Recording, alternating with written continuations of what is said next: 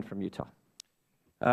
Thank you, Chair. Mr. Shulman, in your confirmation hearing on January 29, 2008, you were asked by Senator Wyden. He said, "What do you intend to do to make sure that the IRS on your watch is not used as a political tool?" And your response, Mr. Shulman, was, "That's a great question. I believe that is incredibly important that the IRS is seen as fair, is seen as a non-political, nonpartisan, and that really is a public service organization.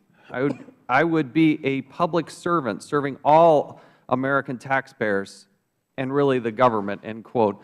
How would you, based on that standard, based on the answer you gave, what letter grade would you give yourself in your tenure and what you did there?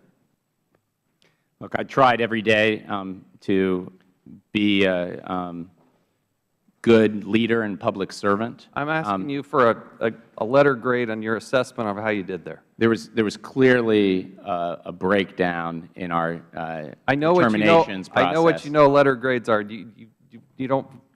I'm not going to grade myself. How these 118 visits to the White House? Did you ever have a discussion about the 501c4s? First of all, this is the first I've had an accounting of this 118. Did you ever go to the White House? I just don't accept the premise of there were 118 visits to the White House. It may or may not be true. So let me just stipulate for the record broadly, if there's more questions about that. Did you ever talk about 501c4s at the White House? Yes or no? Our either determinations process or anything about 501c4s. Did you ever talk about the Citizens United case? Not that I remember. You never had a discussion? Not that I remember. No discussion about 501c4s? Not that I remember. It was a major thing. It is a big deal. You never had one conversation? Not that I remember. You said you first heard about this problem in spring of 2012, correct? I heard that I first heard about the BOLO list in spring 2012. When did you first hear that there was a concern about the targeting of based on political beliefs and political speech? When did you first hear that? To the best of my recollection, was in the February-March timeframe of 2012. Okay, and then there were also no, you can't. On June 3rd, 2011, the chairman of the Ways and Means Committee, Dave Camp, sent you a letter.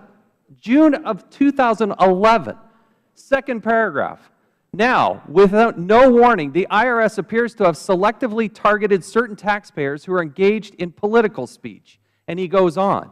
How is it that he, the chairman of Ways and Means, sends you, the head of the IRS, a letter like this, and you say you know nothing about it? So that's where I was going to go. This is a very separate matter. No, you weren't. This is a very separate matter. That's a gift tax matter that I'm aware of. This is exactly about political speech, and it continues to go on. Then you hear from Charles Bustani, who sends a letter on October 6th requesting information about the tax-exempt sector. How is it that it takes you so long and that you say you don't know this? And Mr. Wolin, you said you took immediate action. What happens with all of these letters? Mr. Shulman, when you get a letter from a member of Congress, who else is copied on that? Who else do you give it to? You're not the only one that sees this letter. Who do I give it to? Letters usually, as far as I know the process, go into our Congressional Affairs Office. They get farmed out to the appropriate staff who are subject matter experts to try to get the best answer. And does Mr. Wolin get copied on these? Not that I'm aware of. Does anybody at the Treasury Department get these outside the IRS? I really don't know. Does anybody get these letters at the White House? At the White House? At the White House. Not that I'm aware of. So when you get a letter from the chairman of the Ways and Means Committee or the chairman of this committee, chairman of any, you're telling me that you have no idea where it goes and what happens to it? To the best of my knowledge, it goes into our Congressional Affairs shop. Someone in the organization answers it. And who do they? Comes up to, if it's for my signature, the return, that would come up to me for review most of the time. Let me also just note, of all the letters people are talking about, there's a lot of individual constituent mail that comes into the IRS. So you get a lot of mail. Much of which I don't see. But do you see all the letters from members of Congress? To the best of my knowledge, I do, the ones to me.